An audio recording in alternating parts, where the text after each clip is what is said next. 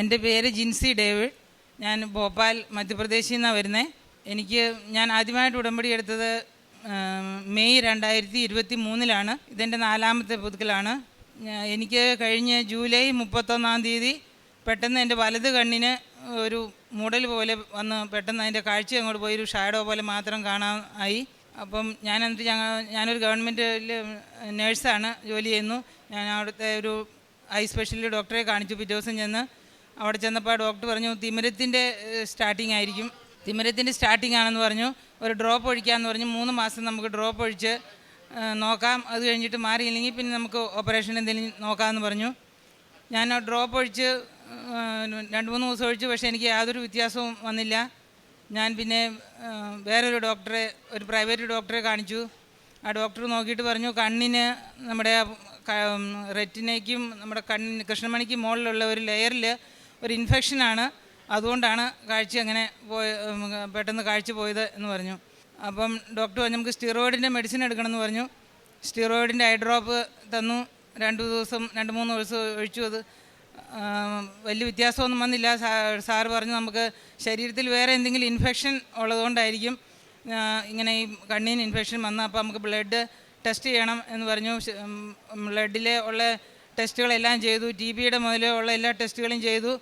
എല്ലാ ടെസ്റ്റും റിപ്പോർട്ട് വന്നപ്പോൾ എല്ലാത്തിലും പോസിറ്റീവ് വന്നു. എനിക്ക് പക്ഷേ ശരീരത്തിൽ എനിക്ക് അങ്ങനെയുള്ള ഒരു ലക്ഷണമൊന്നും കാണുന്നില്ല. എനിക്ക് കാഴ്ചയുടെ മാത്രം കുറവുണ്ടായിരുന്നുള്ളൂ. പിന്നെ അതിലൊരു MD മെഡിസിൻ ഡോക്ടറെ കാണിച്ചു. ഡോക്ടർ പറഞ്ഞു 3 ദിവസം നമുക്ക് സ്റ്റിറോയിഡിൻ്റെ ഇഞ്ചക്ഷൻ എടുക്കണമെന്ന് പറഞ്ഞു.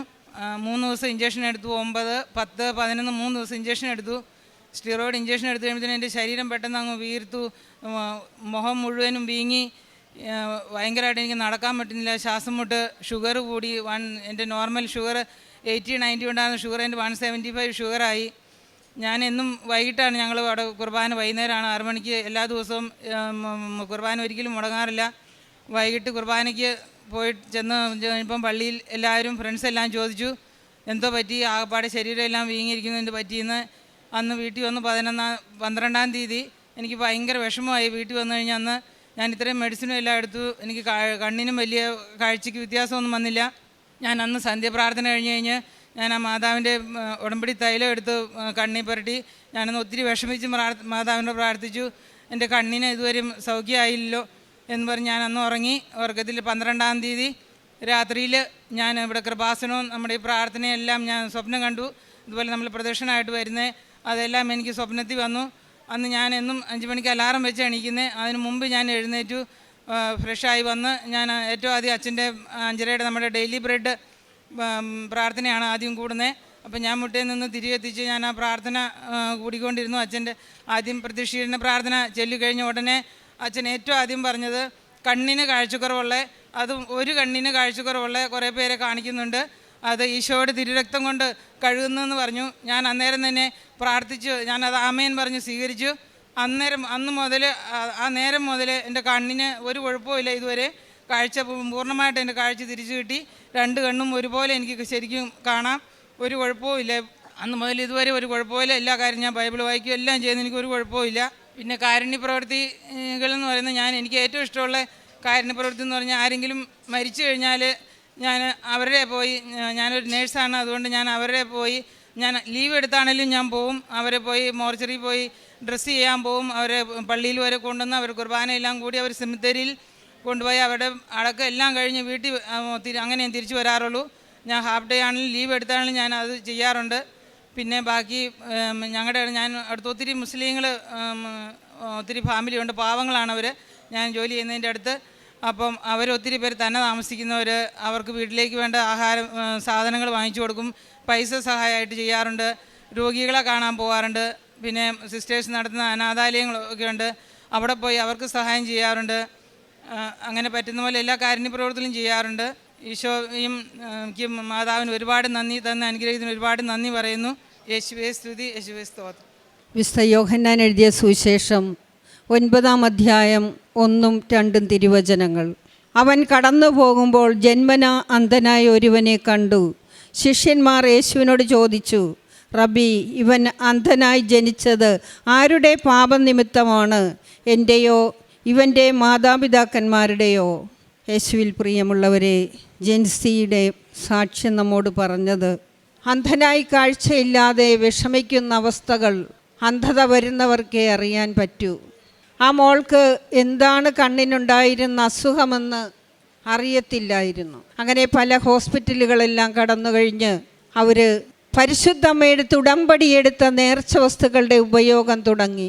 ഡെയിലി ബ്രെഡിൽ പങ്കെടുത്തപ്പോൾ അന്നത്തെ ആവശ്യങ്ങൾ പരിശുദ്ധമ്മ ബഹുമാനപ്പെട്ട ജോസഫ് അച്ഛനിലൂടെ പറഞ്ഞു കൊടുത്തു. ഈ മകളുടെ കാര്യം, മകൾക്ക് ഒരു കണ്ണിന് കാഴ്ചയില്ലാത്തവരുടെ ഇപ്പോൾ ഈശോ സൗഖ്യപ്പെടുത്തുന്നെന്ന്. അതിൽ അച്ഛൻ പ്രാർത്ഥിച്ചു കഴിഞ്ഞപ്പോൾ മുതൽ അവർക്ക് കണ്ണിന്, അച്ഛൻ്റെ പ്രാർത്ഥന ഡെയിലി ബ്രെഡിൽ കൂടിക്കഴിഞ്ഞപ്പോൾ മുതൽ അവരുടെ കണ്ണിന് കാഴ്ച ലഭിക്കാൻ തുടങ്ങി. ഉടമ്പടി തൈലം കൊണ്ട് കുരിശ് വരക്കുകയും പ്രാർത്ഥിക്കുകയും ചെയ്തു. ദിവ്യബലിയിൽ അവർ സാന്നിധ്യം കൂടുതലാക്കി. ഈശോയോട് ചേർന്നിരിക്കാൻ പഠിച്ചു. പരിശുദ്ധമ്മയോട് കൂടെ നിന്നുകൊണ്ട് കാരുണ്യപ്രവൃത്തിയും പ്രേക്ഷിത പ്രവർത്തനവും അവർ ചെയ്തിരുന്ന കാരുണ്യപ്രവൃത്തിയിൽ പ്രത്യേകതയുള്ളത് മരിച്ചവരുടെ വീടുകളിൽ പോവുകയും ആ മരിച്ച ബോഡി അത് വേണ്ടവണ്ണം അത് ഒരുക്കി വിടുകയും ചെയ്യുകയാണ്. മോർച്ചറിയിലൊക്കെ പോയി അതുമെല്ലാം വേണ്ടവണ്ണം അത് കൈകാര്യം ചെയ്യാൻ അവർ തയ്യാറായി. അത്രയും ആത്മധൈര്യം അവർക്ക് കിട്ടി. എല്ലാവർക്കും കിട്ടുന്നത് പോലെയല്ല അവർ ചെയ്തത്. മരിച്ചവരുടെ അടുത്ത് ചെല്ലുമ്പോൾ എല്ലാവർക്കും പ്രയാസങ്ങളായിരിക്കും. എന്നാൽ ഈ മോൾക്ക് നല്ല ധൈര്യത്തോടു കൂടി അത് നല്ല മനോഹരമായിട്ട് ദൈവസന്നിധിയിലേക്ക് അയക്കാൻ അവർ മോടി കൂട്ടി അയക്കാൻ തയ്യാറായി. പ്രേക്ഷിത പ്രവർത്തനം അവരുടെ സാക്ഷ്യം പറഞ്ഞ് മറ്റുള്ളവർക്ക് കൊടുക്കുകയാണ്. ഉടമ്പടി ജീവിതത്തിൽ നിങ്ങൾ എപ്രകാരമാണോ ദൈവസന്നിധിയിൽ ചേരണമെന്നുള്ള ആ വലിയ നിത്യജീവൻ ലഭിക്കണമെന്നുള്ള ചിന്തയിൽ ജീവിച്ചാൽ ഉടമ്പടി ജീവിതത്തിൽ നിന്നൊരിക്കലും പിന്നോട്ട് മാറേണ്ടി വരികയില്ല. അമ്മ മാതാവ് കൈവിടില്ല. അമ്മയിൽ സമർപ്പിച്ചത് അമ്മ തന്നെ ശക്തനായവൻ എന്ന് വൻ കാര്യം ചെയ്തു തരും.